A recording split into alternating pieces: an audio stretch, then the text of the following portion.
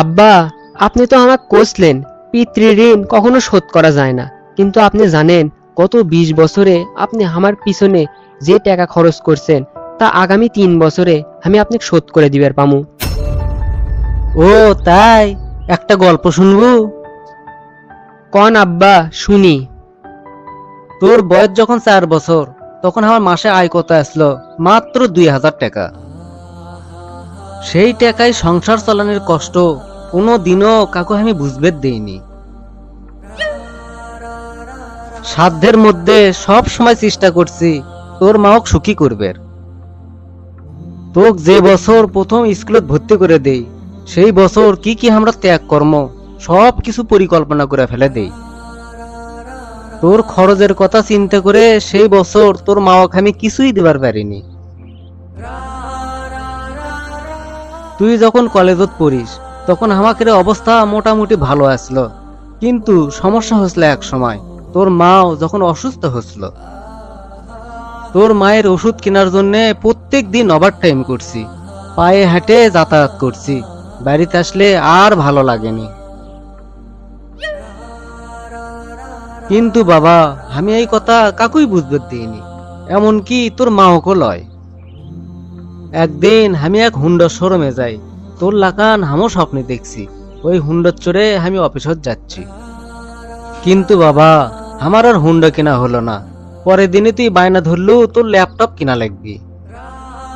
তোর কষ্টে হামও খুব কষ্ট পাচ্ছি বাবা। সেই দিনই তোকে আমি ল্যাপটপ কিনে দিছি। আমার তখনকার 1 টাকা আর তোর এখনকার 1 পয়সা। মনে করে দেখ, ওই 1 টাকা দিয়ে তোর বন্ধুগুলো ক্লিয়ে পার্টি করছু, বন্ধুগুলো ক্লিয়ে কনসার্ট দেখছু, পিকনিক করছু, হেডফোন কানত দিয়ে সারা রাত গান শুনছু। তোর দিন আসলো স্বপ্নের লাগান। তোর 100 টাকা দিয়ে আমি ডায়াবেটিস পরীক্ষা করি। মাছ মাংস খাওয়া আমার নিষেধ। কি করে খরচ করবো এত টাকা ক? তোর টাকা লিয়ে আমি কল্পনার হাট বসাই, সেই হাটত আমি হুন্ড লিয়ে সারা শহর ঘুরে বেড়াই, বন্ধুকে লিয়ে সিনেমা দেখতে যাই, তোর মায়ের হাত ধরে তাঁত বস্ত্র মেলা ঘুরে বেড়াই। বাবারা বলে কি ইপটে হয়, আমি আমার বাপে তাই ভাবিছিলাম। বাবারে, পুরুষ থেকে পিতা হতে আমার কোনো কষ্ট হয়নি, সব কষ্ট তোর মাও সহ্য করছে। কিন্তু পিতা থেকে একজন দায়িত্বশীল পিতা হওয়ার কষ্ট একজন পিতাই বোঝে। যুগে যুগে সর্বস্থানে মাতৃবন্দনা হলেও পিতৃবন্দনা কি কোনো জায়গা দেখছিল?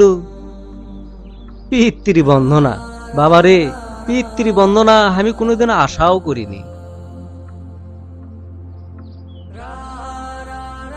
সন্তানের জন্য ভালোবাসা কোনোদিন কোনো পিতা প্রকাশ করতে পারে না, তবে কোনো পিতা সন্তানের দায়িত্ব পালনে কোনো সময় পিছুটান হয় না। আমি তোর পিছনে যে টাকা খরচ করছি তা হয়তো তুই 3 বছরের মধ্যে শোধ করে দেবার পারবো। যৌবনে দেখা যে স্বপ্নগুলো, যে স্বপ্নের কাঠামোর দাঁড়িয়ে তুই আজকে ঋণ শোধ করার কথা করছু, সেই স্বপ্নগুলো আজকে কি বাস্তব রূপ ফিরে পাবি?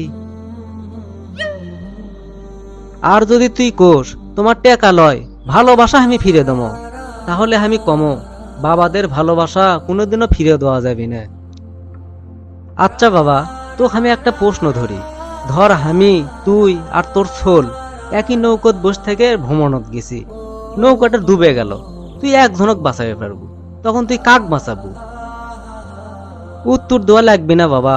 ছেলেরা বাবা হতে পারে, কিন্তু বাবারা ছেলে হতে পারে না।